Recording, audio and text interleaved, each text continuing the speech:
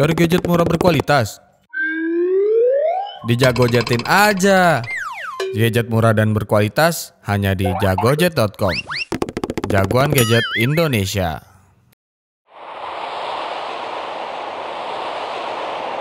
Ammar TV.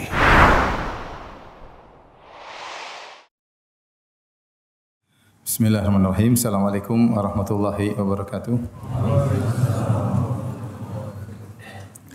Alhamdulillahi ala ihsanih wa syukru lahu ala taufiqihi wa amtinanih wa asyhadu an la ilaha illallah wahdahu la syarika lahu ta'ziman li sya'nih wa asyhadu anna Muhammadan abduhu wa rasuluhu da'ila ridwanih. Allahumma salli alaihi wa ala alihi wa ashabihi wa ikhwanih.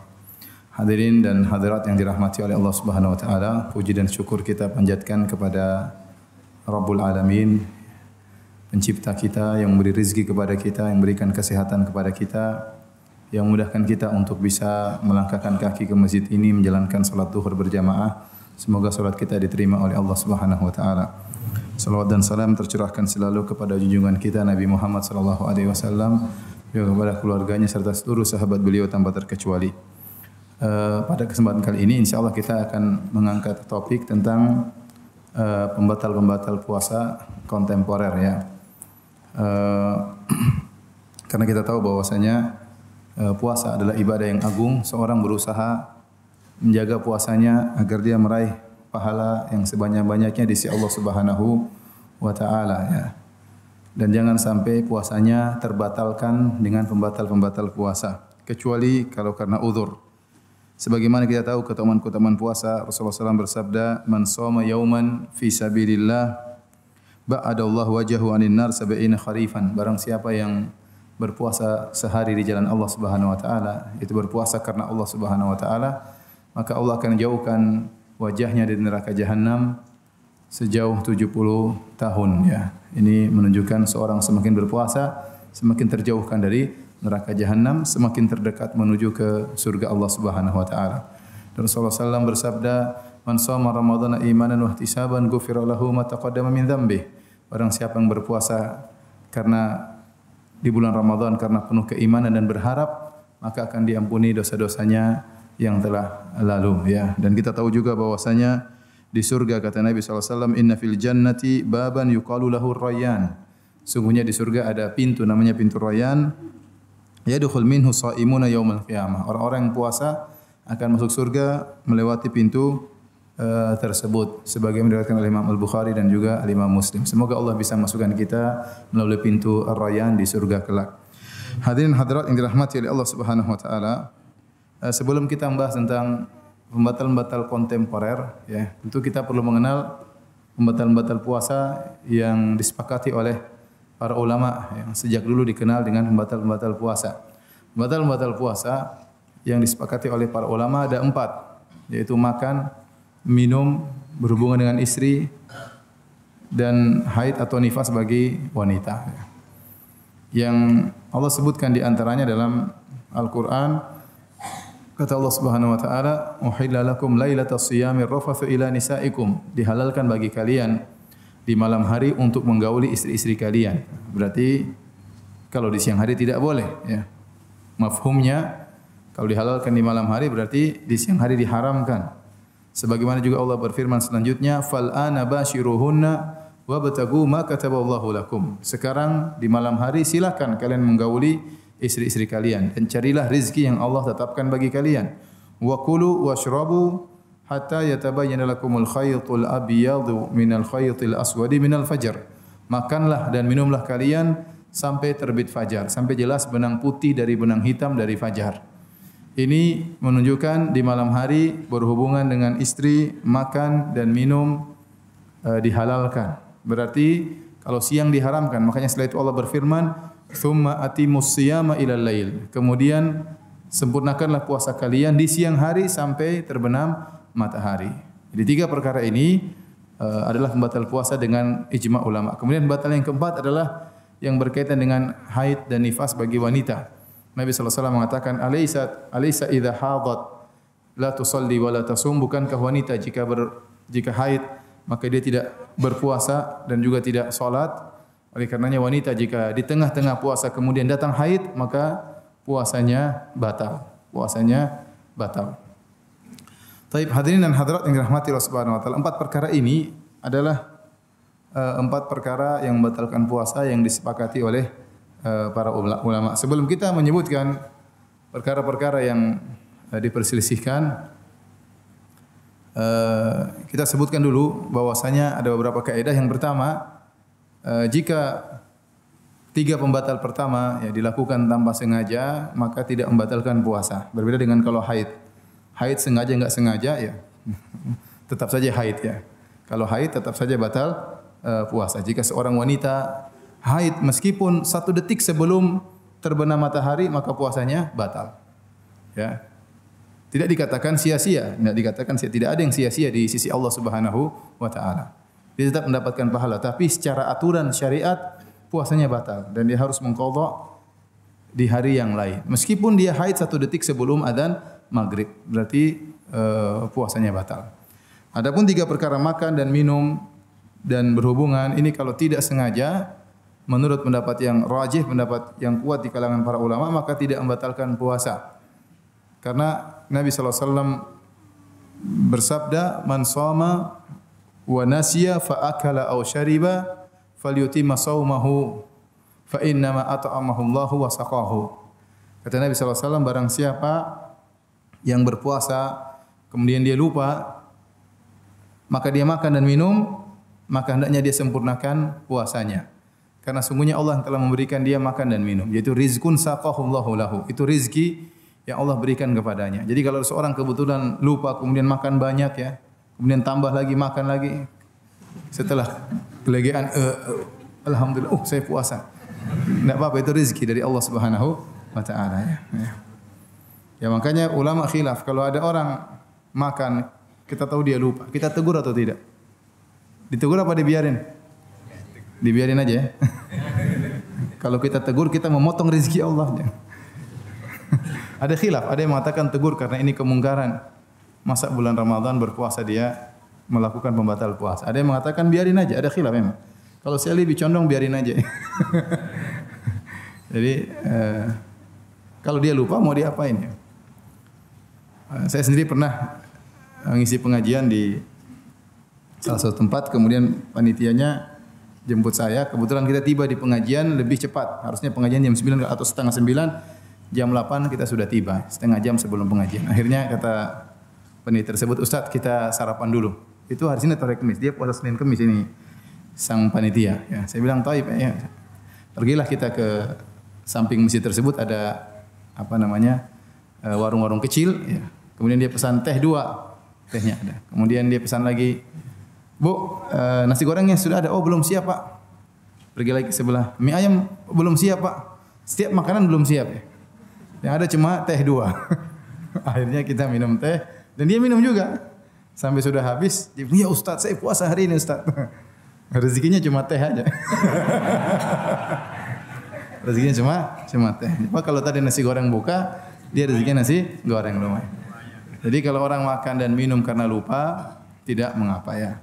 Bahkan tidak ada bedanya makan sedikit maupun makan banyak. Sebagaimana penjelasan Al-Hafidz Ibnu Hajar rahimahullah dalam sebagian riwayat, sebab datangnya hadis Rasulullah SAW menyebutkan tadi kalau lupa tidak mengapa. Ada seorang yang bersama Nabi, kemudian dia lupa, dia puasa sunnah, kemudian dia makan sarit, makan besar.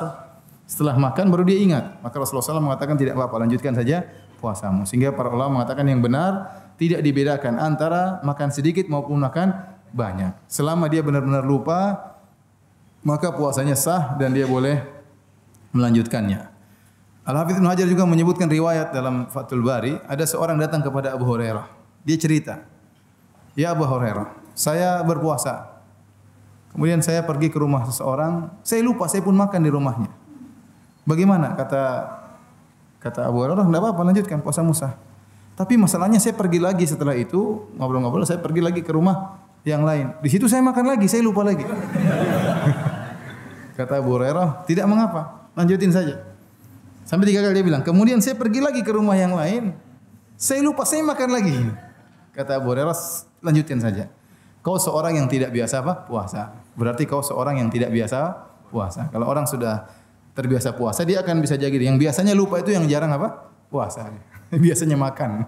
Kebetulan baru pertama kali puasa sunnah ya. Kadang-kadang ya itu seringnya lupa. Jadi kalau makan dan minum dengan tanpa sengaja maka dilanjutkan, tidak jadi masalah. Demikian juga perlu mengatakan berhubungan dengan istri pun tanpa sengaja juga tidak mengapa. Kalau lupa enggak jadi masalah. Kalau memang benar-benar lupa ya. Ya. Meskipun hal itu susah dibayangkan ya.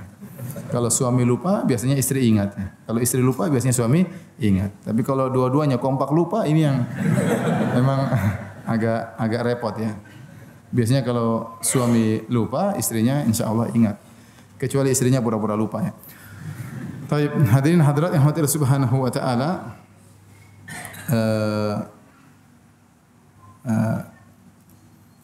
Perkara berikutnya, para ulama membahas tentang apa illah, apa sebab.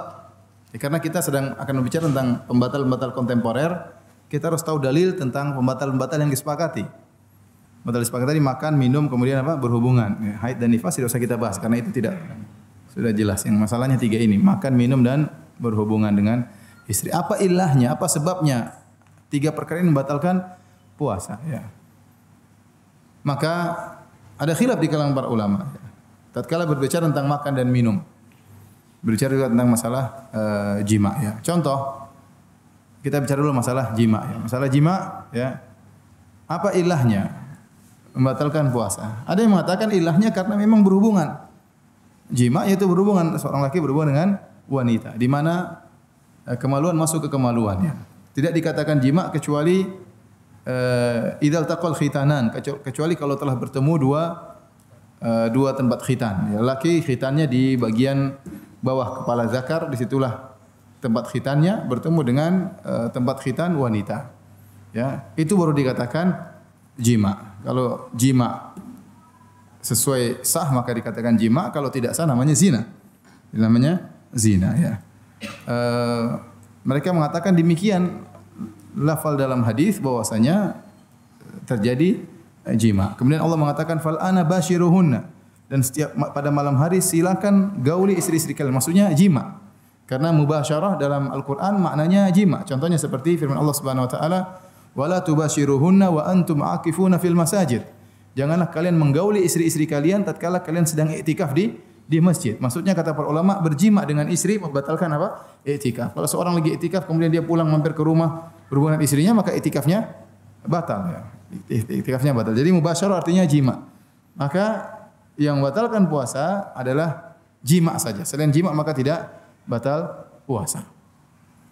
Ini pendapat sebagian ulama. Kita bicara sekarang masalah illah kenapa jima membatalkan puasa. Ya. Yang lain mengatakan yang membatalkan puasa adalah syahwat ya, adalah syahwat. Saya tanya sama antum, kalau seorang berjima dengan istrinya kemudian tidak keluar air mani, tidak ejakulasi, puasanya batal atau tidak? Kok ragu-ragu sih?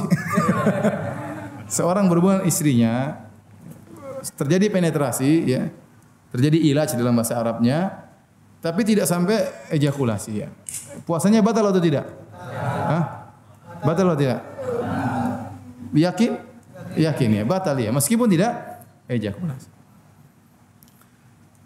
Dari sini ada khilaf, sebenarnya mengatakan selain jima ya, tidak membatalkan puasa meskipun ejakulasi. Oleh karenanya pendapat Dhahiriyah mengatakan masturbasi tidak membatalkan puasa. Ini pendapat Dhahiriyah. Mereka mengatakan tidak membatalkan puasa jika melakukan masturbasi. Ya, meskipun mungkin haram jika dia melakukannya onani sendiri maka haram, tapi puasanya tidak batal karena menurut mereka yang membatalkan cuma terjadi jima. Tapi pendapat 4 mazhab mereka mengatakan yang dilarang ilah dari pengharaman jima adalah syahwat. Ya, karena dalam hadis Rasulullah SAW mengatakan, Allah berfirman dalam hadis qudsi, yadha'u ta'amahu wa syarabahu wa syahwatahu min ajli. Dia meninggalkan makanannya, dia meninggalkan minumannya, dia meninggalkan syahwatnya karena aku. Kalau orang kemudian melakukan masturbasi sampai ejakulasi, itu syahwatnya sudah ditinggal apa dilampiaskan? Lampiaskan jelas ya. Lampiaskan jelas. Maka pendapat 4 mazhab lebih hati-hati. Ya, mazhab Hanafi, mazhab Maliki, mazhab Hambali, mazhab Syafi'i menyatakan seorang yang melakukan usaha untuk sampai timbul ejakulasi maka puasanya batal. Puasanya batal. Misalnya dia menyentuh istrinya, mencium istrinya sampai akhirnya ejakulasi, maka puasanya batal. Padahal asalnya mencium istri tidak jadi masalah. Menyentuh istri tidak masalah, mencium istri juga tidak jadi masalah karena syahwatnya masih dia tahan. Makanya Aisyah radhiyallahu anha dalam Sahih Al-Bukhari berkata, "Kana Nabi sallallahu alaihi wasallam yuqabbiluni wa yubashiruni wa huwa sha'im wa kana amlakakum li irabih." Ya. Li irbih. Kata Aisyah radhiyallahu anha, Nabi sallallahu alaihi wasallam menciumku dan mencumbuiku padahal dia sedang berpuasa. Ya, jadi mencium, mencumbui lebih daripada mencium. Mencumbui. Ya, kalau bahasa kita mencumbui, tapi tidak sampai pada tingkatan berhubungan, ya. Tapi kata Aisyah, wa kana amlakakum li irbih, dan Nabi lebih bisa menahan apa? Syahwatnya. Aisyah juga pernah ditanya, apa yang dihalalkan bagi seorang yang berpuasa untuk mencumbui istrinya? Kata Aisyah, semuanya halal kecuali kemaluan, tidak boleh, ya. Tidak boleh. Ya. Jadi ini dalil bahwasanya seorang mencium istrinya, mencumbui istrinya tidak membatalkan puasanya. Tetapi kalau sampai dia tidak bisa menahan syahwatnya sehingga akhirnya melakukan masturbasi atau yang lainnya sehingga ejakulasi, maka 4 mazhab mengatakan puasanya batal. Dan ini pendapat yang lebih kuat, ya. Apalagi dalam sebagian hadis syahwat bisa artinya mani. Bisa artinya air mani. Sebagian dalam satu hadis Rasulullah SAW mengatakan wa fi buti ahadikum shadaqah. Engkau menggauli istrimu, ya, wa fi buti ahadikum artinya di kemaluanmu ada sedekah. Artinya kalau kau menggauli istrimu dengan niat karena Allah, kau dapat pahala karena kau bersedekah menyenangkan hati istrimu.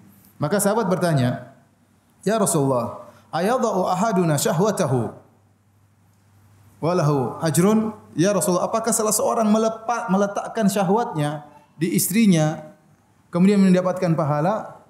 Ya, di sini maksudnya meletakkan air maninya di mana? Di istrinya. Jadi syahwat juga bisa artinya air mani. Oleh karenanya kalau seorang kemudian sengaja mengeluarkan air maninya dengan cara apapun, maka puasanya batal.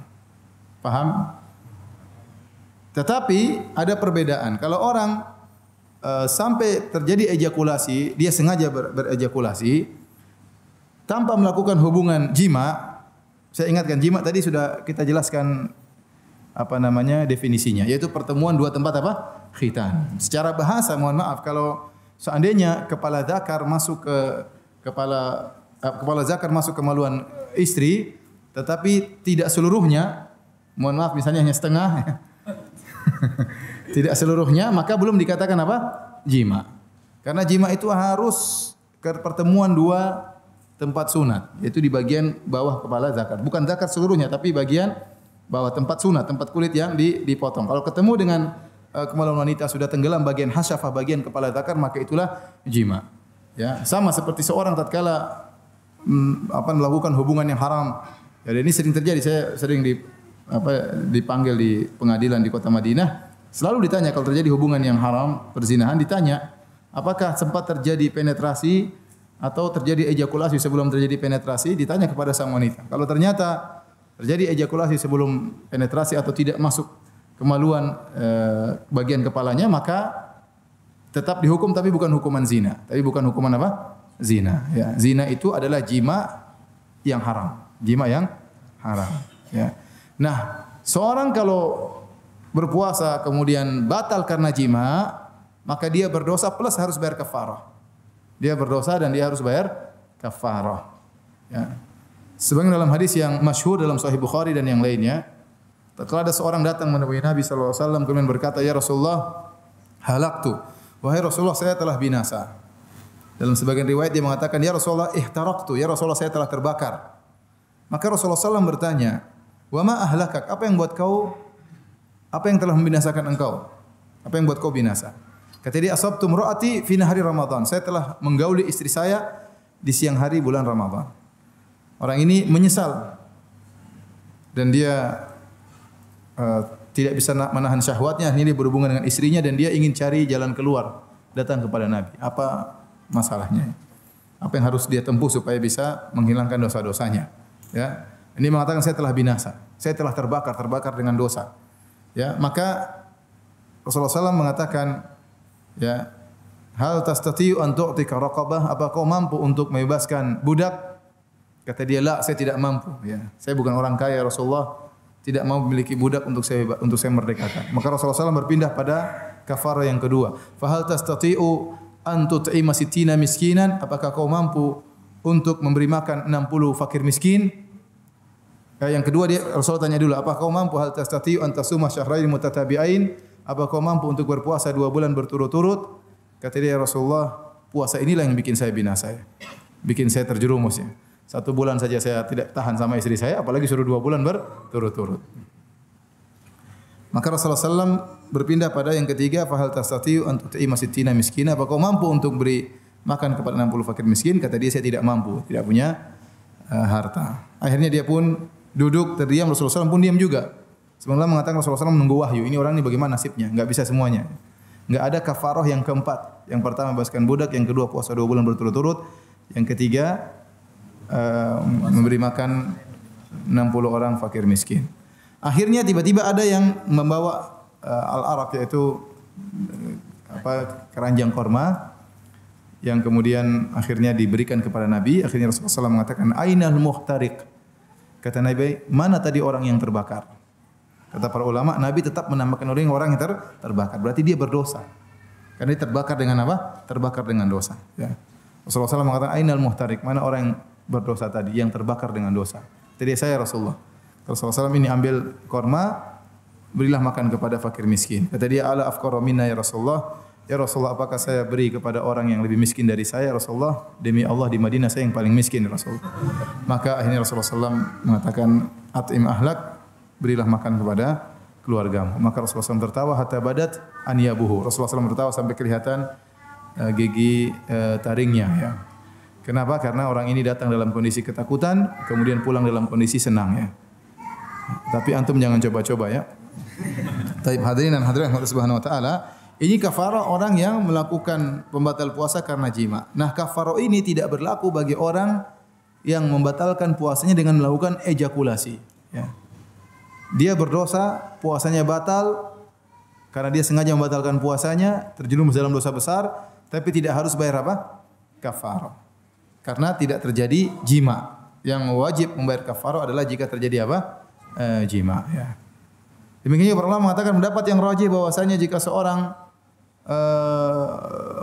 melakukan hal-hal yang lain ya, seperti memandang tontonan yang menimbulkan syahwat, meskipun dia tidak menyentuh kemaluannya, dia pandang terus, dia sengaja sampai akhirnya dia ejakulasi, maka sama. Puasanya apa? Batal. Puasanya batal dan dia harus mengqadha dan dia berdosa. Taib. Tadi kita sudah bicara tentang masalah jima, ilahnya yang benar, kenapa diharamkan jima? Karena ada pelampiasan apa? Syahwat. Ada pelampiasan syahwat. Orang sudah berjima, mau ejakulasi atau tidak ejakulasi, dia telah melampiaskan apa? Syahwatnya. Ya. Demikian juga orang yang onani, masturbasi, maka puasanya batal. Ya. Berbeda dengan pendapat Zahiriyah. Mengatakan tidak batal, yang benar batal. Sekarang pembahasan kedua, pembahasan berikutnya tentang apa ilah pengharaman makan dan minum. Apa sebab diharamkan makan dan minum? Ya. Jawabannya, ya, karena dalam makan dan minum ada kelezatan, disertai dengan penguatan tubuh. Makanya kata Allah dalam hadis qudsi, yadha'u ta'amahu wa syarabahu min ajli. Dia meninggalkan makanan dan minumannya karena aku. Karena dalam makanan ada syahwat, dalam minuman juga ada syahwat. Ya. Orang pingin makan, orang pingin minum. Ada kelezatan yang dia rasakan. Dan dia meninggalkan makanan dan minum tersebut, menghilangkan kekuatan tubuhnya. Karena di antara manfaat puasa adalah menekan aliran darah. Dan syaitan, inna syaitana yajri min bani Adam majra dam. Sungguhnya syaitan itu mengalir dalam aliran tubuh manusia sebagaimana aliran darah. Nah, tatkala seorang berpuasa maka mempersempit aliran syaitan sehingga dia terjauhkan dari syahwat. Syahwatnya tidak bergelora, ya, tidak berkobar-kobar sebagaimana kalau dia dalam kondisi kenyang.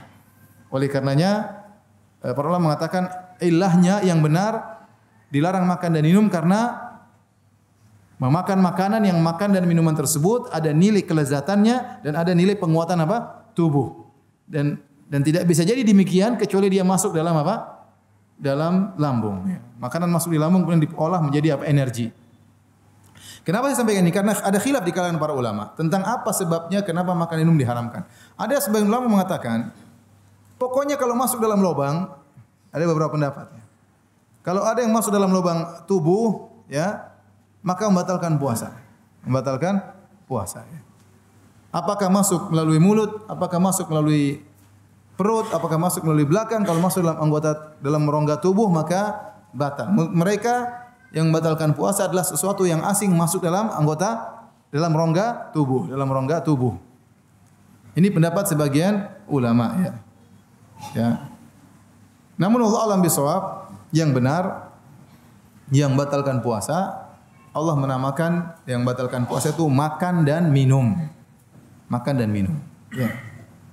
Artinya kalau ada orang misalnya, taruhlah waktu dia puasa dia makan paku, batal enggak puasanya? Ini dibahas oleh para ulama. Kalau dia makan paku, batal puasa tidak?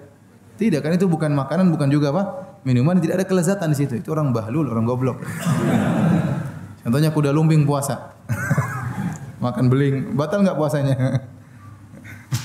Jadi kalau seandainya ada batu dia makan ya, maka yang benar tidak membatalkan puasa. Tapi ngapain dia makan batu? Ya. Ini ya. Jadi yang benar yang membatalkan puasa adalah makan dan minum yang masuk dalam tubuh, kemudian terolah di lambung, kemudian menjadi gizi untuk menguatkan tubuh ya. Karena sebagian orang berlebih-lebihan ya, dia menganggap semua lubang dalam tubuh kalau ada kemasukan sesuatu dengan sengaja maka batal puasanya. Semua lubang dalam tubuh. Kalau orang sampai ada yang mengatakan barang siapa yang berwudu, kemudian dia barang siapa yang buang air besar, kemudian dia cebok, dia masukkan jarinya di duburnya, batal puasanya. Kenapa? Karena ada yang masuk di duburnya, jarinya masuk. Jadi terus gimana? Dianjurkan kalau buang air di malam hari, jangan siang hari. Wah, repot seperti ini. Repot. Kemudian orang awam juga berlebihan. Ada yang mengatakan bahwasanya kalau ngorek-ngorek isi telinga juga batal. Kenapa? Jari masuk dalam rongga apa? Rongga tubuh. Ini tidak benar ya. Sama, barang siapa yang ngupil juga apa? Batal. Kenapa? Karena jari masuk di lubang hidung. Ini enggak benar karena tidak dalam bahasa apapun ngupil tetap aja ngupil, bukan makan ya. Kecuali kalau upilnya dirasa itu baru makan. Kalau tidak maka itu bukan makanan dan minuman. Dalam bahasa apapun tidak ada yang mengatakan upil itu makanan dan minuman. Jadi ini tidak membatalkan puasa karena sebagian orang berlebihan dalam hal ini. Taib. Ini ilah tentang pembatal puasa. Mulut rongga tubuh atau tidak mulut? Iya, rongga tubuh ya. Hidung rongga tubuh atau tidak? Rongga tubuh. Tetapi buktinya kita tatkala berwudu meskipun puasa berkumur-kumur enggak? Berkumur-kumur. Bukankah kita wudu kita menghirup air di hidung? Iya, menunjukkan bahwasanya tidak semua rongga tubuh itu membatalkan apa? Puasa. Tetapi yang masuk sampai ke dalam lambung kemudian ditelan diserap oleh tubuh sehingga menjadi kekuatan yang masuk dalam energi dalam darah, maka itulah yang membatalkan puasa. Ini saya tekankan karena ini permasalahan inti dalam semua masalah khilaf yang berkaitan dengan pembatal puasa kontemporer. Ingat karena yang Allah larang makan dan minum. Apa yang dimaksud dengan makan dan minum? Makan dan minum itu sesuatu yang dimasukkan sebagai makanan, sebagai minuman, masuk ke dalam lambung, memberi kekuatan melalui aliran darah, memberi kekuatan kepada tubuh. Maka itulah yang disebut makan dan minum. Kalau tidak sesuai dengan persyaratan makan dan minum, maka tidak membatalkan puasa. Tapi hadirin hadirat yang dirahmati Allah Subhanahu wa taala, dari sini kita akan bahas beberapa perkara-perkara yang membatalkan puasa, terutama yang berkaitan dengan masalah kedokteran atau masalah kesehatan ya.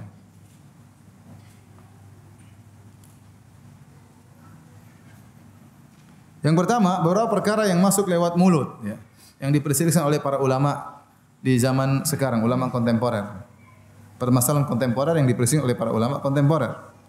Contohnya permasalahan bakhakhur rabu. Bakhakhur rabu itu maksudnya ini yang digunakan orang asma. Apa namanya bahasa Indonesianya? Apa? Inhaler ya, yang disemprotkan di mulut ya, kemudian napasnya bisa lega kembali. Maka ini diperselisihkan oleh para ulama, apakah membatalkan puasa atau tidak ya. Sebagian ulama mengatakan membatalkan. Kenapa? Karena dalam inhaler tersebut berisi gas yang dicairkan, ya.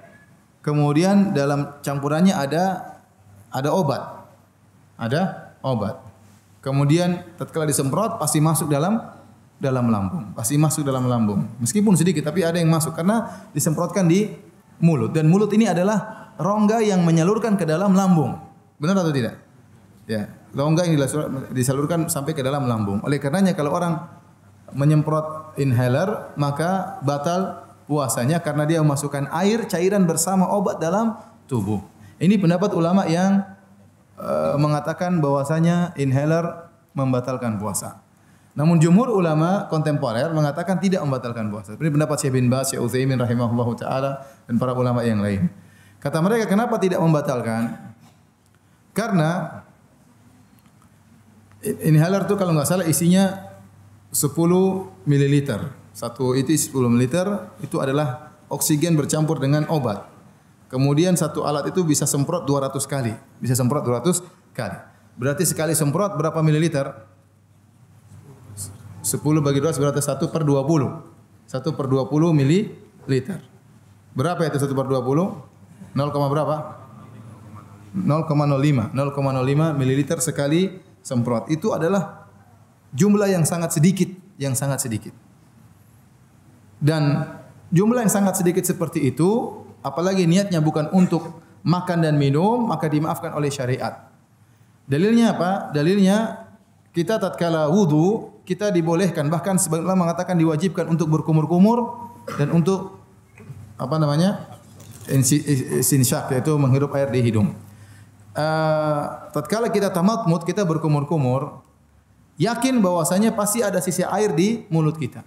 Enggak mungkin kita berkumur-kumur dengan 100 mili kemudian kita keluarkan lagi 100 mili, enggak mungkin. Pasti berkurang. Kalau Anda misalnya berkumur-kumur dengan air 50 mili, Anda berkumur-kumur. Anda tumpahkan lagi, buang ke dalam gelas, airnya bertambah atau berkurang? Pasti berkurang, enggak mungkin tetap. Pasti berkurang. Kalau bertambah apalagi mustahil. Berarti iler Anda masuk situ. Kalau sampai bertambah.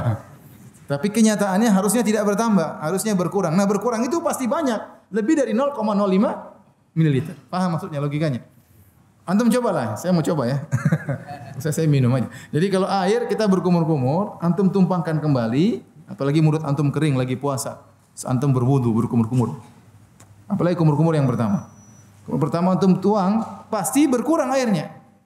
Pasti berkurang air. Dan kurangnya pasti lebih dari 0,05 mililiter. Masalahnya Anda bukan berniat minum. Kalau Anda niat minum batal langsung. Innamal a'malu binniyat. Tapi niat Anda adalah untuk berwudu, berkumur-kumur dan ternyata airnya berkurang. Dan air berkurang itu pasti masuk ke dalam lambung. Lebih dari 0,05 mililiter. Paham? Nah, itu saja tidak membatalkan puasa dalam syariat. Karena ini perkara yang susah. Tidak membatalkan puasa menurut syariat. Ini adalah perkara yang dimaafkan oleh syariat. Ya. Paham? Ya. Sama kemudian ini dalil pertama. Dalil kedua, Nabi SAW senantiasa bersiwak, suka bersikat giginya dengan siwak. Dan banyak dalil Nabi suka sekali bersiwak. Ya, dan tidak ada dalil yang membedakan antara Nabi tatkala berpuasa atau tidak berpuasa. Nabi selalu bersiwak. Padahal kita tahu Nabi sering berpuasa. Seandainya Nabi tidak bersiwak tatkala puasa, pasti ada dalil yang menjelaskan Nabi sering bersiwak kecuali sedang puasa. Namun tidak ada pengecualian. Sehingga para ulama memahami bahwasanya Nabi suka bersiwak tatkala sedang berbuka maupun tatkala sedang apa? Berpuasa. Dan kita tahu kayu siwak itu ada rasanya.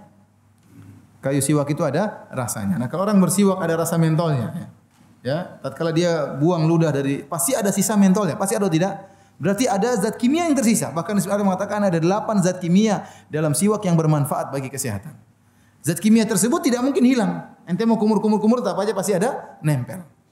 Berarti ada sedikit meskipun kadarnya sangat sedikit tapi ada zat kimia tersisa dan akan kemungkinan besar tertelan. Tertelan mengalir masuk ke dalam lambung. Tetapi tatkala orang bersiwak memang niatnya bukan untuk makan kayu siwak, tidak mengapa. Ya. Innamal a'malu binniyat. Ya. Ustaz kalau gitu boleh makan permen dong? Enggak, permen enggak boleh. Kita buang lagi enggak boleh. Kamu niatnya makan permen. Kalau siwak tidak ada yang niat untuk makan apa? Siwak. Tapi niatnya untuk bersih-bersih tapi ada sisa rasa siwaknya. Dari sini para ulama mengatakan, tatkala seorang menggunakan obat tadi, inhaler ya? Ya. Dia tujuannya untuk makan minum atau untuk berobat? Untuk berobat. Maka tidak membatalkan puasa dari banyak sisi. Pertama, kadar air yang masuk sangat kecil 0,05 ml. Kemudian belum tentu masuk ke lambung, belum tentu. Bisa jadi cuma sampai di paru-paru untuk memperbaiki pernapasan. Kalaupun masuk dalam lambung, ini sangat kecil, itu masih diragukan. Asalnya dan hukum asalnya puasa seorang sah, tidak kita katakan batal kecuali ada perkara yang benar-benar membatalkan. Masuknya air tersebut yang kadar sangat kecil ke dalam lambung itu masih diperkirakan, masih dipersangkakan, bukan suatu yang dipastikan. Kalaupun pasti masuk, maka kadarnya sangat kecil, dimaafkan sebagaimana seorang yang berkumur-kumur dimaafkan. Sisa air yang menempel dalam mulutnya kemudian tertelan dalam liurnya masuk dalam lambung dimaafkan oleh syariat, apalagi alat tersebut. Paham? Jadi menggunakan inhaler batal puasa atau tidak?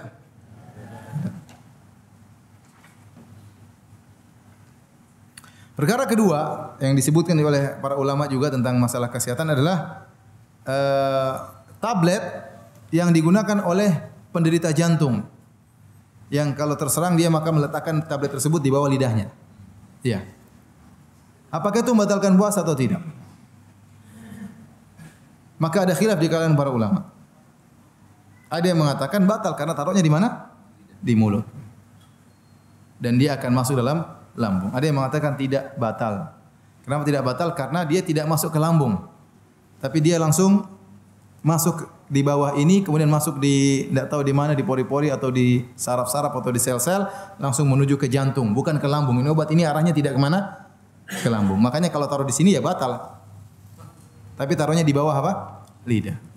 Dia mengarah kepada bagian tertentu yang langsung menjadikan aliran langsung menuju ke jantung. Wallahu alam. Siapa dokter di sini yang lebih paham? Ada dokter atau tidak? Ada yang dokter? Intinya kita lihat kalau memang larinya ke lambung, maka ini jumlah besar obat tadi ya. Tapi kalau larinya ke jantung tanpa melewati lambung, maka tidak membatalkan puasa. Karena kita sepakat tidak semua yang diletakkan dalam mulut membatalkan puasa. Contohnya air yang kumur-kumur dalam mulut kita buang lagi ya. Tidak membatalkan puasa. Demikian juga kalau sesuatu taruh di mulut ternyata tidak lari ke lambung tapi langsung lari ke jantung, maka itu tidak membatalkan puasa. Ini pendapat yang lebih kuat insyaallah taala. Taib, permasalahan berikutnya. Bagaimana tentang alat yang dimasukkan dalam mulut untuk endoskop apa mikroskop atau apa yang dimasukkan dalam mulut untuk ngecek lambung dan macam-macam. Apa namanya? Endoskop ya. Apakah kalau seorang diperiksa kemudian dimasukkan endoskop dalam mulutnya kemudian sampai ke lambung batalkan puasa atau tidak? Batal atau tidak? Tidak. Sekarang tidak semua ya. Batal atau tidak? Tidak. Kenapa tidak? Karena itu bukan apa? Makanan. Siapa juga makan endoskop? Gak ada kelezatannya, itu bukan makanan ya. Dan tidak dicerna sama sekali oleh lambung. Ada khilaf tentunya. Tadi saya katakan ada pendapat yang mengatakan apa saja yang masuk dalam rongga tubuh, baik batu atau kerikil atau lalat yang salah masuk, terbang dan masuk, membatalkan puasa. Ada pendapat ulama, sebagian ulama seperti itu. Ada lalat orang bicara atau lalat batal puasanya. Ada batu ketelan batal ya. Ada yang mengatakan tidak, karena itu semua bukan makanan. Ya. Dan endoskop bukan makanan. Tetapi para ulama mengatakan seandainya endoskop tersebut untuk masuk dalam harus dikasih cairan supaya dia pelumas dan itu masuk dalam lambung maka membatalkan puasa. Saya tidak tahu endoskop waktu dimasukkan harus pakai pelumas atau tidak. Kalau dipakai minyak untuk melapisi besinya atau alatnya tersebut sehingga masuk dalam lambung campur maka ini bisa membatalkan puasa.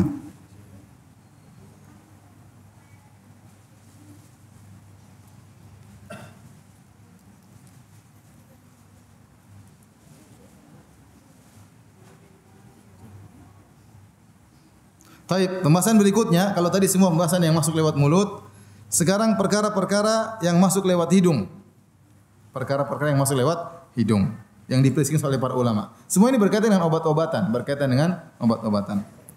Permasalahan pertama, Berobat dengan menggunakan tetesan yang dimasukkan di hidung. Ya, biasanya satu tetes saja, kadang-kadang cuma satu tetes. Ya. Kalau seandainya 10 tetes ini batal jelas.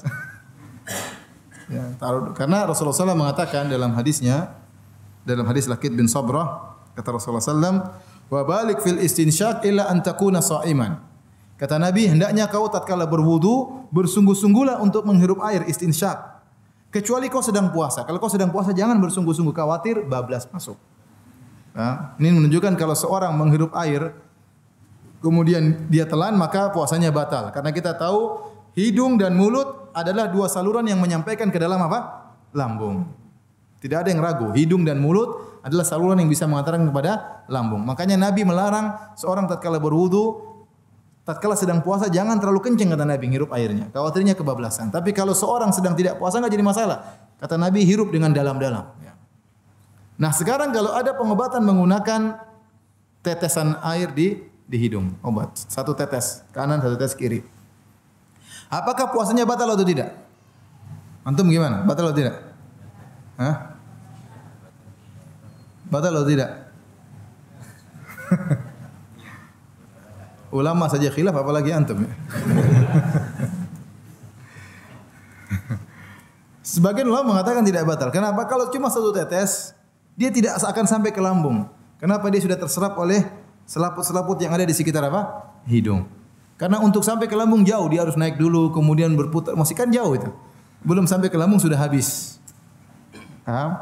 Yang jadi saya ingatkan tadi, yang menjadikan batal itu kalau sampai ke lambung. Karena kita sepakat yang masuk dalam rongga mulut, rongga hidung, selama bisa dikeluarkan atau tidak sampai ke lambung, tidak membatalkan puasa. Karena kita berkumur-kumur, kita masukkan air dalam rongga mulut. Ternyata dimaafkan.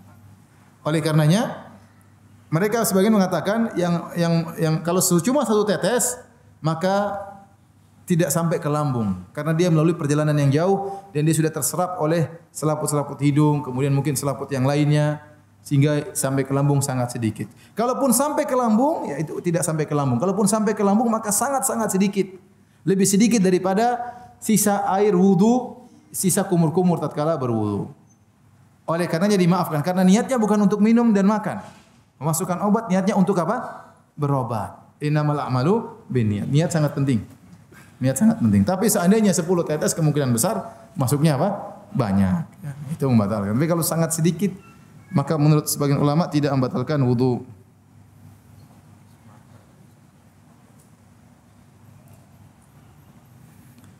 Kemudian perkara berikutnya yang juga masuk dalam melalui hidung.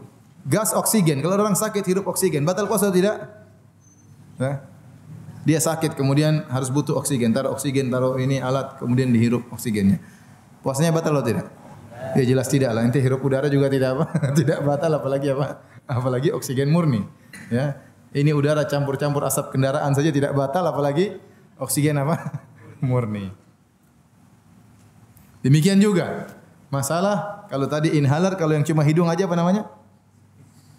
Yang dihirup buat pilek itu namanya? Fix inhaler ya. Bedanya apa dia? Apa namanya sama-sama inhaler. Yang tadi yang dimasukkan ke mulut namanya apa itu? Hah? Coba nama ilmiahnya apa? Ventolin. Ventolin ya. Ventolin kalau yang ini namanya inhaler. Ini namanya ventolin, namanya inhaler. Ya, kalau ventolin saja tidak membatalkan puasa apalagi cuma inhaler. Paham ya? Ini perlu kita mungkin orang ada yang pilek kemudian ingin melapangkan hidungnya supaya mudah bernapas dia pakai inhaler, maka tidak membatalkan puasa. Sedangkan ventolin saja tidak membatalkan puasa apalagi inhaler.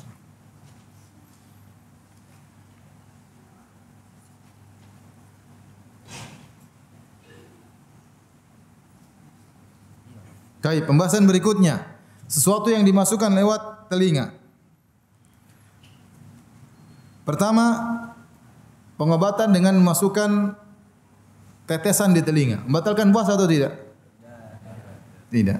Karena enggak ada yang makan lewat telinga. Ingat yang membatalkan makan dan minum. Dan tidak diketahui ada saluran dari telinga masuk ke dalam lambung. Tidak ada. Oleh karenanya kalau ada orang meneteskan membersihkan atau meneteskan air di telinga karena ada penyakit, maka tidak membatalkan apa? puasa. Karena sampai sekarang belum diketahui ada orang yang makan lewat apa? Telinga. Sederhana aja. Sama, pencucian telinga. Pencucian telinga itu saya juga nggak tahu gimana caranya. Gimana caranya itu? Telinganya dibersihkan gimana maksudnya? Maksudnya disemprot air atau gimana? Saya belum pernah tahu. Ada yang tahu? Ya. Disedot. Disedot terus. Oh, disedot, dibersihkan, disedot ya. Kayak vakum. Oh, bukan dicuci begitu, bukan? Enggak ya. Jadi dibersihkan, disedot ya. Enggak ada masalah kalau gitu. Saya pikir pakai air. Kalau pakai air pencucian. Mungkin dimasukkan air, dikocok-kocok atau gimana ya. Jawabannya tidak membatalkan apa? Puasa. Kecuali kalau telinganya lobang, kemudian masuk ke lambung, nah itu batal puasa. Tapi kalau telinganya tidak sampai lobang dan tidak ada saluran dari telinga menuju ke lambung, maka tidak membatalkan puasa. Bahasan berikutnya, obat yang dimasukkan lewat mata.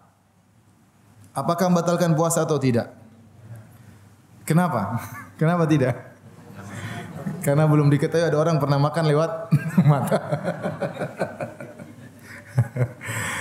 Ada khilaf di kalangan para ulama karena ada sebagian hadis yang mengatakan Rasulullah SAW melarang orang yang berpuasa menggunakan cilak. Rasulullah melarang orang yang berpuasa menggunakan apa? Cilak apa celak? Hah? Celak ya, celak.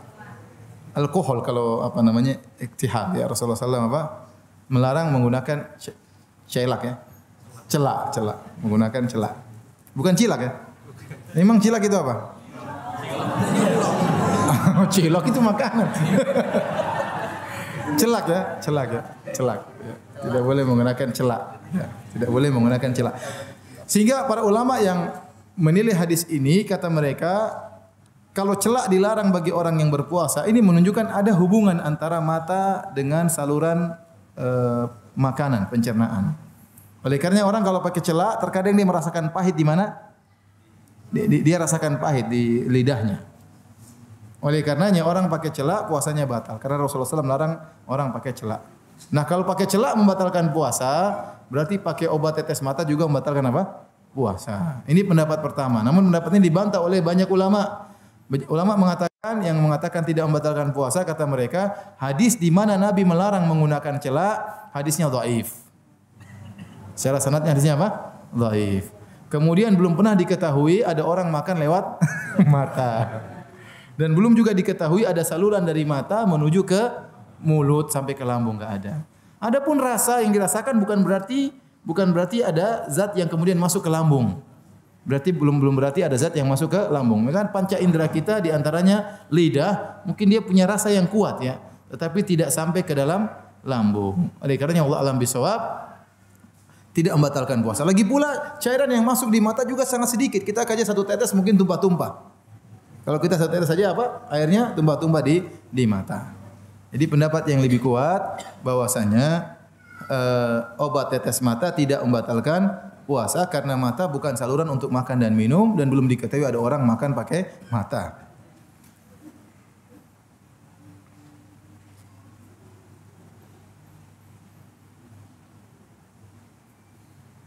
Baik hadirin dan hadirat yang dirahmati oleh Allah Subhanahu wa taala. Sekarang kita bahas pembahasan berikutnya, bagaimana obat yang dimasukkan melalui kulit, infus atau suntik atau insulin dan yang lainnya. Ya, taib. Sekarang insya Allah antum semua bisa jawab. Kalau suntik batal atau tidak? Hah? Suntik di sini batal atau tidak? Suntik di sini batal atau tidak? Suntik di bokong batal atau tidak? Di paha batal atau tidak? Kalau suntik di sini. Jadi kalau suntik di mulut batal memang. Tapi kalau suntik di sini tidak membatalkan karena itu bukan saluran ke lambung. Tapi dia langsung ke darah.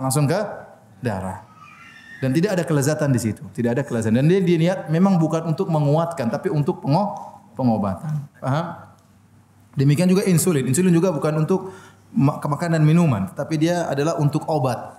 Oleh karena suntik insulin pendapat yang kuat tidak membatalkan apa? Puasa. Demikian juga suntik-suntik yang lain. Yang jadi khilaf kuat di kalangan para ulama adalah kalau memakai impus. Karena impus ini ada nilai makanan dan minuman. Kita tahu para dokter mengatakan infus ini pengganti makanan dan minuman. Maka dari sini khilaf kuat di kalangan para ulama. Kalau suntik biasa tadi enggak, khilafnya lemah. Tapi menjadi masalah tatkala infus. Apakah dia makanan dan minuman? Maka sebenarnya ulama mengatakan iya, dia makanan dan minuman dalam bentuk yang lain. Memang tidak masuk ke lambung, tapi dimasukkan ke darah sebagai fungsi makanan dan minuman. Dari sini berarti infus itu membatalkan apa? Puasa. Dan ini pendapat yang kuat. Sebenarnya ulama mengatakan tidak membatalkan puasa karena tidak terpenuhi persyaratan. Ingat yang dilarang oleh Allah makan dan apa? Minum. Ini tidak dikatakan makan. Saya bilang ini makanan ini tidak ada. Memang fungsinya seperti makanan, tapi tidak ada kelezatan didapatkan oleh seorang. Tapi pendapat yang mengatakan membatalkan lebih kuat. Wallahu a'lam bishawab. Kenapa? Karena benar-benar fungsinya seperti makan dan minuman. Karena ini memang pengganti makanan dan minuman. Karena orang tersebut tidak makan, tidak bisa makan lewat. Tujuan infus memang untuk makanan dan minuman. Hanya saja orang yang sakit tidak bisa makan dengan jalur yang biasa, maka dimasukkan makanan lewat darah melalui infus. Dan ingat saya katakan tadi, di antara fungsi puasa adalah untuk mempersempit jalur aliran syaitan.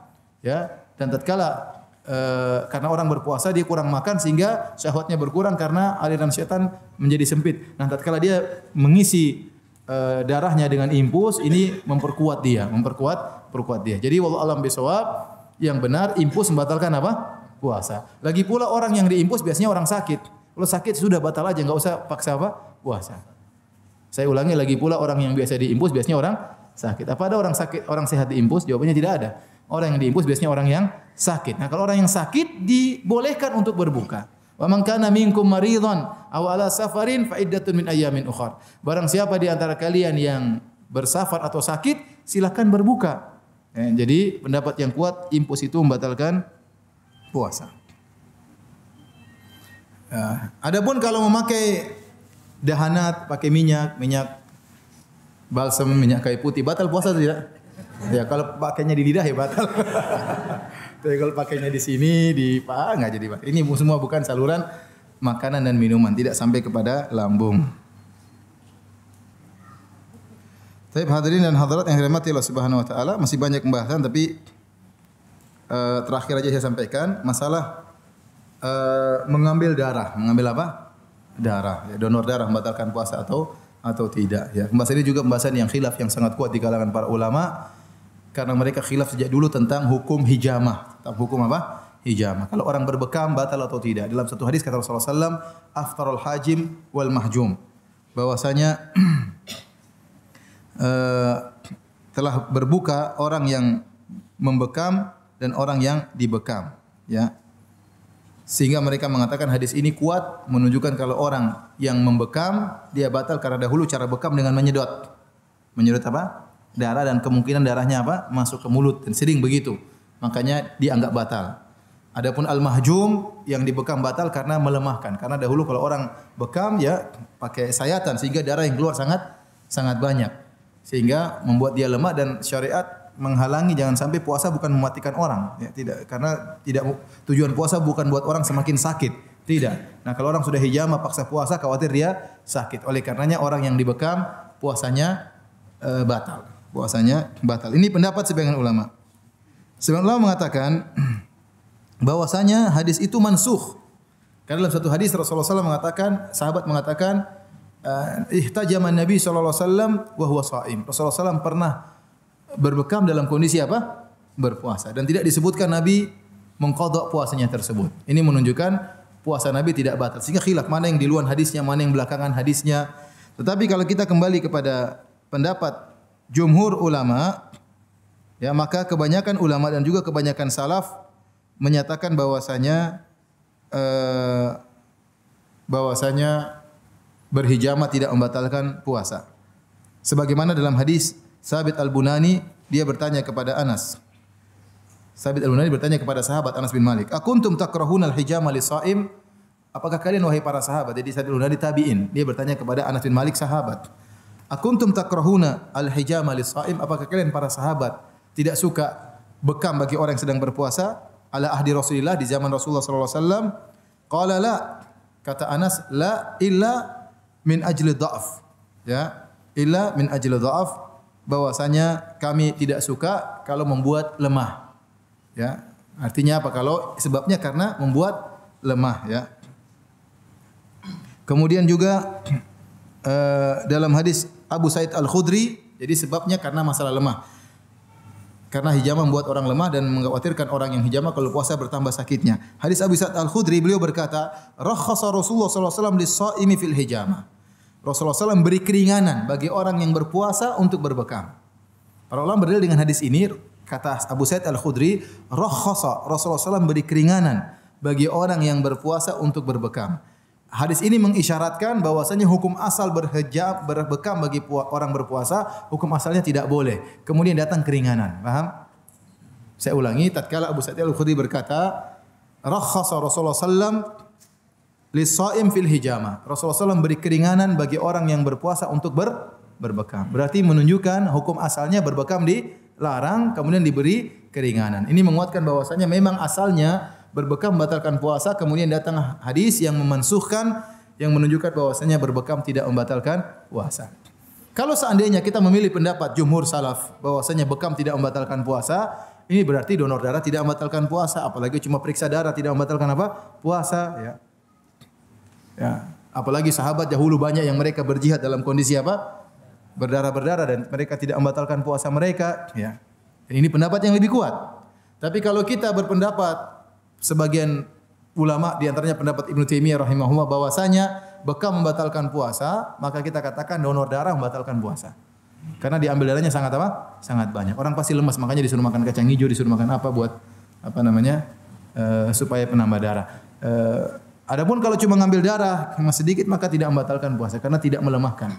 Bisa darah cuma ambil seberapa mililiter itu tidak membatalkan puasa karena tidak melemahkan seseorang. Ya. Wallahu a'lam bishawab. Ini saja yang saya sampaikan pada kesempatan siang ini. Masih banyak permasalahan tapi saya rasa ini sudah cukup mewakili. Kalau ada yang bertanya saya persilahkan. Wallahu taala a'lam bishawab. Silakan. Ini dulu ya. Silakan. Assalamualaikum. Waalaikumsalam warahmatullahi wabarakatuh.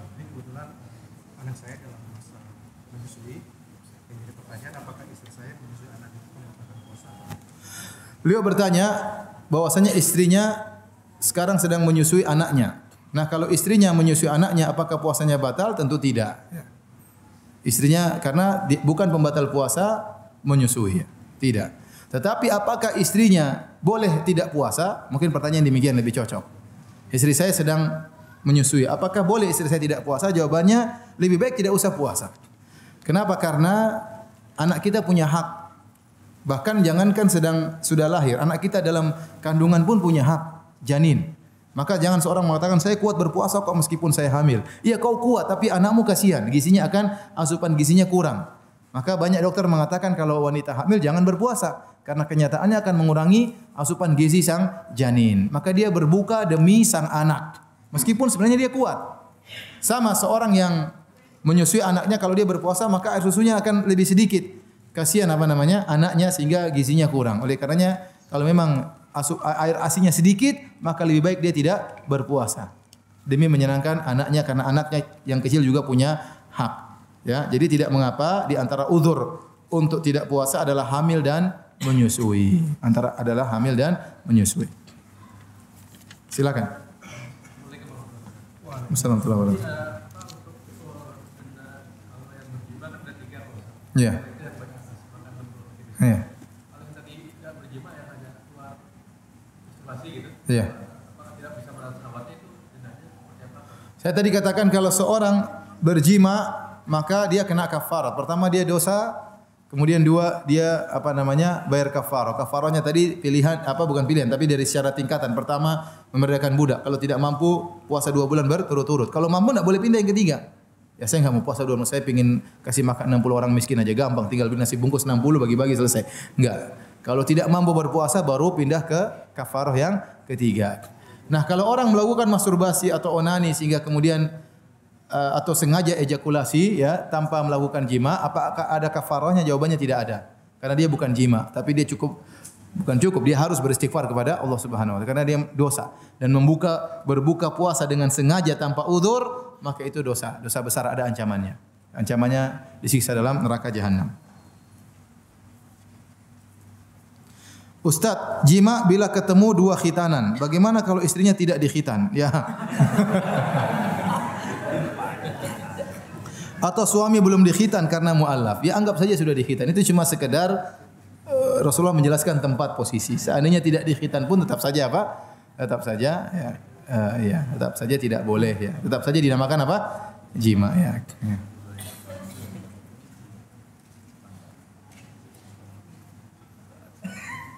Istri tiap tahun melahirkan sampai 11 anak. Masya Allah. Ini suami yang sangat produktif ya. Sementara ini hanya bayar fidyah. Sekarang sudah tidak melahirkan lagi. Apakah harus qadha juga karena dulu tidak bisa? Kalau memang dia mampu untuk mengqadha maka itu lebih afdal. Tapi kalau berat bagi dia, maka wanita hamil dan menyusui kalau berbuka cukup fidyah. Tapi kalau dia mampu karena ada masalah khilaf. Saya anjurkan kepada perkara yang tidak dikhilafkan. Kalau dia bisa mengqadha maka itu lebih afdal. Tapi kalau dia enggak mampu karena bertumpuk sangat banyak, ya, maka dia bayar fidyah tidak mengapa. Karena tadi ada sebagian suami yang produktif. Hari ini, tahun ini istrinya hamil, tidak puasa.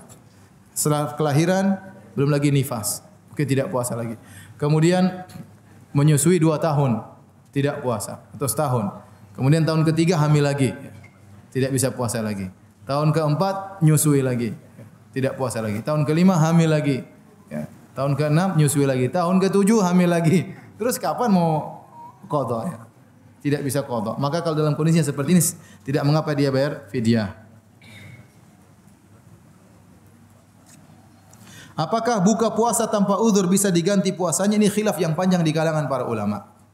Sebagian ulama mengatakan buka puasa tanpa uzur, meninggalkan salat tanpa uzur, maka tidak bisa digantikan. Ya, tidak bisa digantikan. Ya, karena tidak ada gunanya. Yang disuruh digantikan itu qadha itu kalau punya uzur, seperti salat kata Nabi sallallahu alaihi wasallam, "Man nama an salatin aw nasiyaha falyusalliha idza dzakaraha." Barang siapa yang ketiduran atau lupa untuk salat, maka hendaknya dia qadha kalau dia ingat. Maka masalah qadha itu berkaitan dengan orang yang punya apa? Uzur. Sama Allah juga mengatakan, "Faman kana minkum maridhan aw ala safarin fa iddatun min ayyamin ukhra." Barang siapa yang sakit atau bersafar, kemudian dia berbuka, ada uzur, maka dia ganti di hari-hari yang lain. Tidak ada dalil Rasulullah SAW mengatakan barang siapa yang sengaja berbuka puasa pada hari yang lain. Barang siapa sengaja meninggalkan salat diqadha pada hari yang lain. Ini tidak ada dalilnya. Maka sebagian ulama ini pendapat dipilih oleh Syekh Utsaimin rahimahullahu taala, kalau tidak salah juga Imam Syaukani, ya. Kalau tidak salah juga Syekh Albani rahimahullahu taala, ya. Dan ini pendapat Zahiriyah bahwasanya orang kalau berbuka puasa dengan sengaja atau meninggalkan salat dengan sengaja maka tidak ada qadha baginya. Cukup dia harus beristighfar, kan dosa besar.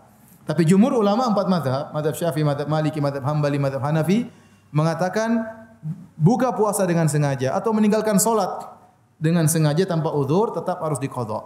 Tetap harus diqadha, ya. Ini pendapat 4 mazhab. Saya katakan lebih hati-hati diqadha aja. Diqadha. Kalau seandainya toh mungkin tidak jadi puasa qadha, mudah-mudahan diterima oleh Allah sebagai puasa sunnah. Saya katakan lebih baik apa di qadha, lebih hati-hati. Apakah boleh fidyah dalam bentuk uang dan diberi sekaligus pada akhir Ramadan? Tidak. Fidyah dalam bentuk makanan, ya. Fidyah dalam bentuk apa? Makanan. Kalau zakat mal uang tidak, tapi fidyah zakat hendaknya pakai dalam bentuk apa? Makanan. Ya, karena memberi makan kepada fakir miskin.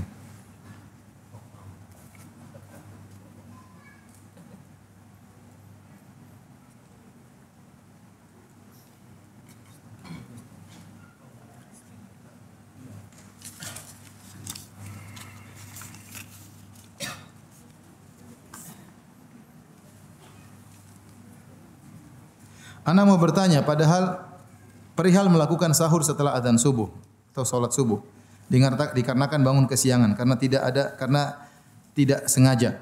Ana pernah dengan sepintas juga dari Ustadz Sunnah perihal itu, namun tidak dibahas mendalam.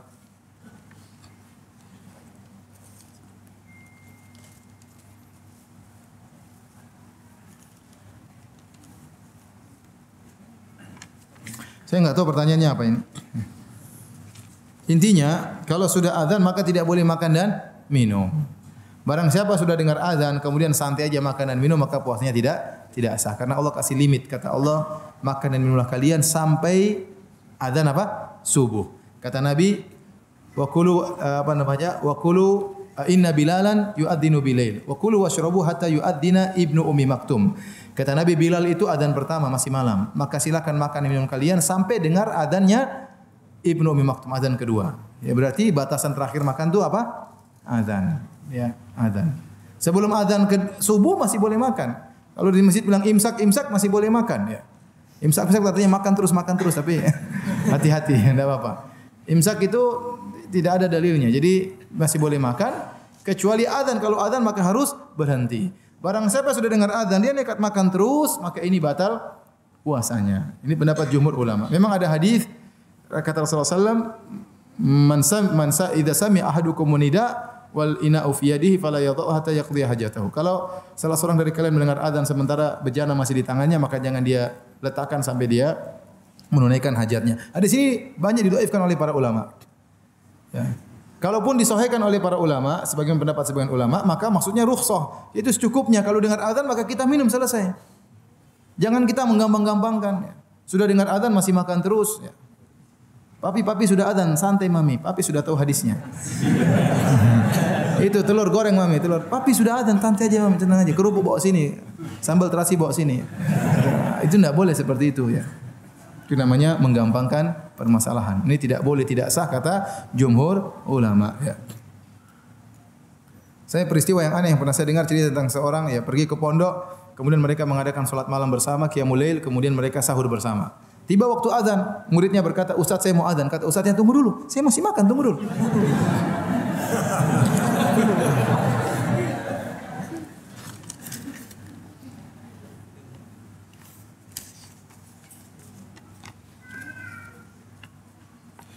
Bagaimana batasan safar agar kita diperoleh uzur boleh tidak berpuasa? Kalau disebut safar ada dua madhab secara umum. Ada madhab memandang safar ditinjau dari urf, dari nilai masyarakat. Ada madhab ditinjau dengan ukuran kilo.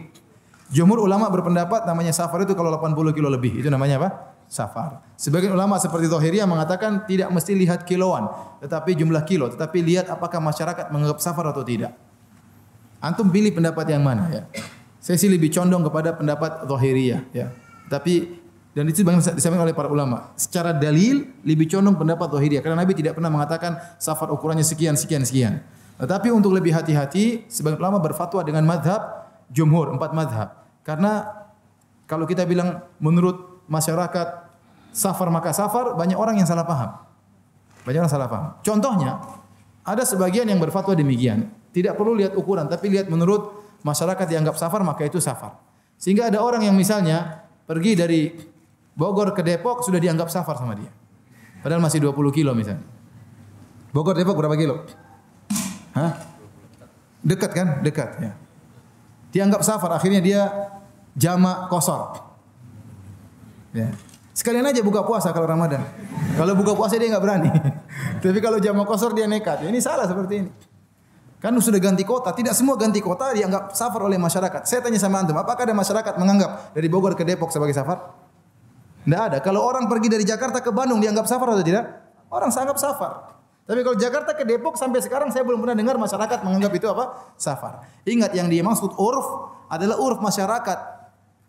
Apa namanya yang di tradisi masyarakat dianggap safar, bukan tradisi di sini. Oh, menurut saya safar. Yang dinilai bukan pendapatmu. Bukan yang dinilai bukan penilaianmu, tapi penilaian apa? Masyarakat. Paham? Karena kata dia tidak semua, kan sudah pindah kota, tidak semua pindah kota kemudian dianggap safar. Contohnya dari kota wisata ke kota legenda, itu kan itu pindah kota tapi bukan safar. Jadi lebih hati-hati kalau sudah jarak 80 kilo, maka anggap saja apa? Safar. 80 kilo ke atas, 80 kilo ke atas. Maka kita boleh berbuka. Bagaimana sahur dan berbuka pada lokasi yang tidak terdapat adzan dan waktu sulit ditentukan? Contoh dalam pesawat, di tempat terpencil. Maka kira-kira. Kalau kita bersahur, kita makan terus sampai kita yakin sudah terbit fajar. Kalau kita masih belum yakin, masih boleh makan. Karena asalnya kita di malam hari. Yakinnya kita di malam hari, adapun munculnya fajar keraguan. Dan kaidah al-yakin ya la yazulu bisyak. Keyakinan tidak bisa dibatalkan dengan keraguan. Berbeda tatkala berbuka. Berbuka asalnya kita siang, maka tidak boleh kita berbuka kecuali kita yakin sudah maghrib. Kalau masih ragu tunggu sebentar. Kalau kita tidak tahu maka dengan mengira-ngira. Kalau di pesawat bisa buka. Kelihatan sekali keluar fajar, mulai muncul garis putih, itu fajar sudah muncul. Ya.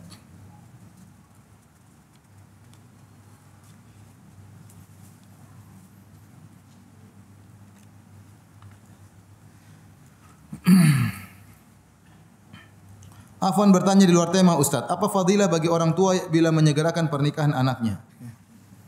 Fadilahnya besar ya. Menjaga kehormatan apa? Anaknya ya. Kemudian menyenangkan hati anaknya. Menyenangkan hati pasangannya. Mempermudah segera punya anak ya. Yang akan mendoakan dia insyaallah taala ya. Dan menjalankan sunnah Nabi ya ma'syarul syabab man istata'a minkumul ba'ah. Wahai para pemuda, siapa di antara kalian mampu untuk menikah maka menikahlah ya. Di zaman sekarang ini kita segerakan anak-anak kita menikah. Kalau tidak mereka sangat mudah terjerumus dalam kemaksiatan. Sekarang siapa yang mau bisa cegah tontonan haram, wanita aurat terbuka di mana-mana, syahwat bergejolak di mana-mana, ya, internet ya. Kalau dulu orang ingin selamat tidak usah keluar rumah, dia tidak akan lihat maksiat. Sekarang kalau dalam rumah maka maksiat dan sendirian, tidak ada yang lihat. Oleh karenanya anak-anak kita ya sebagian orang anak muda yang mungkin lihat macam-macam pikirannya jadi galau dan kalut ya karena dia sudah lihat macam-macam sehingga syahwatnya berkobar-kobar. Kalau tidak dinikahkan kasihan ya. Kalau dia nikah semuanya hilang insyaallah ya. Oleh karenanya kita kalau punya anak dan lihat dia sudah mampu segera kita nikahkan. Jangan ditunda-tunda. Muntah apakah membatalkan puasa? Kata Nabi sallallahu alaihi wasallam, "Man dara'ahul qai fala qada alaihi wa man istaqa falyaqdi." Kata Nabi sallallahu alaihi wasallam, barang siapa yang termuntahkan tanpa dia sengaja, maka tidak perlu mengqadha puasa, puasanya sah. Tetapi barang siapa yang memuntahkan, maka itu batal puasanya. Barang siapa memuntahkan itu batal puasa. Kenapa batal? Karena membuat lemah tubuh dan dia yang melakukannya. Jadi misalnya kita makan sesuatu yang tidak enak terus kita merasa muntah, jangan ke kamar mandi kemudian gini-giniin, jangan. Itu berarti kita memuntahkan. Biarin aja, kalau kita termuntahkan maka tidak batal ya. Ya, tapi kalau kita gini-gini, kita korek-korek berarti apa? Memuntahkan, berarti membatalkan. Apakah cabut gigi atau tindakan bedah minor lainnya di dalam mulut membatalkan puasa? Saya tidak tahu bedah minor itu apa. Oh, bedah kecil. Kalau bedah besar, bedah mayor. Jadi cabut gigi tidak membatalkan puasa. Cabut gigi selesai apa? Ya, darah keluar sedikit. Yang penting dia tidak menelan. Ya. Mungkin ada, insya Allah tidak tertelan ya. Kemudian ada alat untuk ngambil airnya tersebut. Ini tidak membatalkan puasa. Kalau operasi besar dilihat. Kalau operasi besar ya, kemudian harus mengadakan bius ya. Biasanya bius dengan dimasukkan ada bius total, ada bius sebagian. Kalau bius sebagian tidak membatalkan puasa jelas. Kalau bius total maka dilihat apakah dia seharian penuh dari terbit fajar sampai terbenam terbiuskan, maka ini tidak ada puasanya. Misalnya dia sebelum dibius jam 4 subuh, dia niat saya mau puasa, sudah sahur. Kemudian dia bius, bangun-bangun lagi jam 8 malam. Ini tidak ada puasanya. Ya. Tapi kalau dia sebelum diimpus dia berniat saya mau puasa dan puasanya sah, kemudian dia diimpus ternyata dibangun jam 5 menjelang buka, maka puasanya sah. Karena dia sempat menahan lapar dan dahaga karena Allah. Paham? Jadi kalau dia sempat mendapatkan sebagian waktu, ya meskipun dia bias total, maka puasanya sah. Tapi kalau sama sekali total dari fajar sampai terbenam matahari, maka tidak sah puasanya.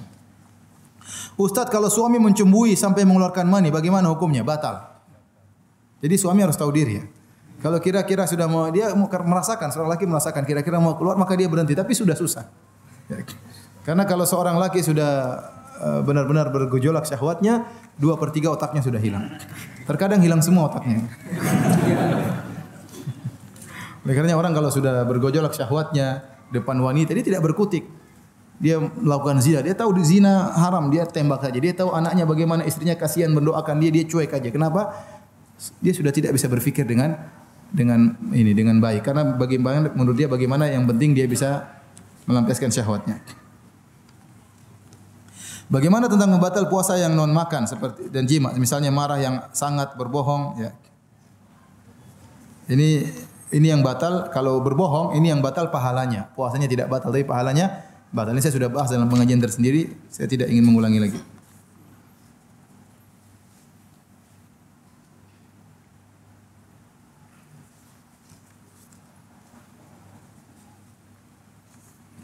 Mohon ditambahkan waktu karena saya baru saja sampai. Waduh.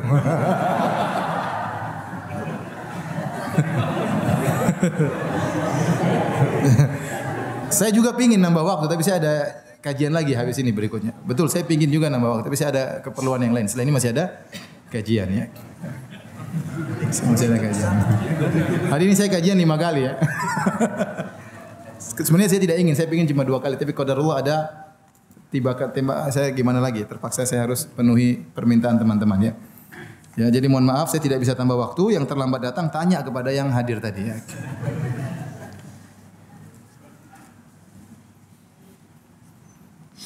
Bagaimana jika dulu saya berhutang puasa dan tidak dibayar-bayar sehingga saya lupa sudah berapa banyak hutang puasa saya? Bagaimana saya mengganti hitung hutang puasa saya? Berapa banyak? Diperkirakan. Semuanya diperkirakan. Bukan berarti kalau lupa tidak dibayar. Banyak orang utang, saya lupa punya utang, terus tidak bayar. Bayarlah. Utang kepada Allah lebih utama untuk apa? Dibayar. Jadi kita perkirakan, hitung coba sekarang hitung-hitung. Saya malas-malas puasa saja umur berapa? Ya, umur 20 saya nakal, saya tidak. Sekarang umur 45. Berarti sudah berapa tuh? 25 tahun. 25 tahun tidak pernah puasa. Ya berarti 25 tahun kali 30 kira-kira. Berapa 25 kali 30? Berapa itu? Hah? 750? Banyak ya? Masya Allah. Ya udah puasa Senin Kemis semampunya. Senin Kemis semampunya. Semampunya. Kalau tidak mampu ya bertobat kepada Allah Subhanahu wa taala, jangan diulang lagi. Tapi kalau mampu puasa Senin Kemis insyaallah bisa. Kalau kita niat insyaallah bisa.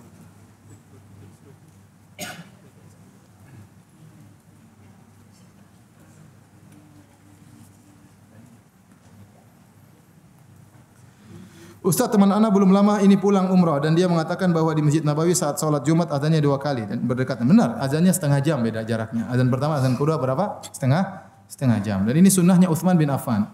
Ya dulu Nabi cuma azan sekali, cuma di zaman Utsman banyak orang Madinah semakin luas, pasar-pasar semakin jauh dari masjid. Dahulu tidak ada jam juga dan orang khawatir terlena dengan dagang, maka Utsman mengirim orang-orang di pasar untuk mengazankan azan pertama. Sehingga mereka siap-siap untuk perikatan, mereka harus jalan menuju ke Masjid Nabawi. Dan sekarang peringatan itu masih terus berlaku. Jadi perlu adzan pertama supaya orang-orang siap-siap ya. Tidak jadi masalah.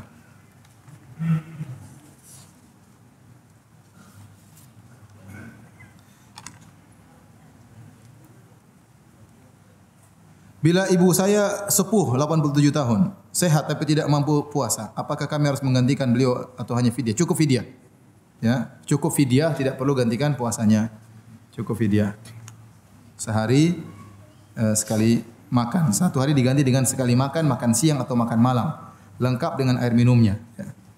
Jadi kalau punya utang 30 hari tinggal kumpulkan 30 orang miskin, kasih bagi-bagi sudah selesai. Atau dicicil terserah.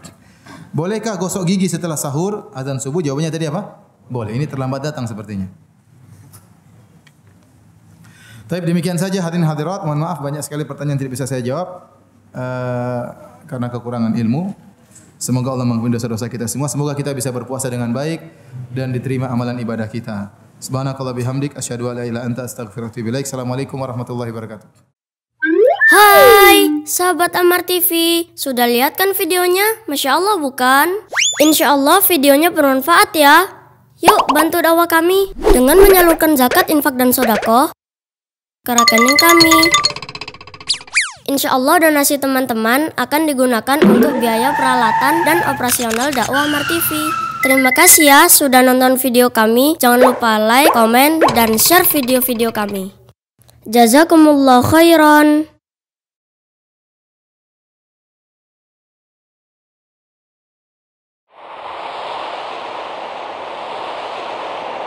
Ammar TV.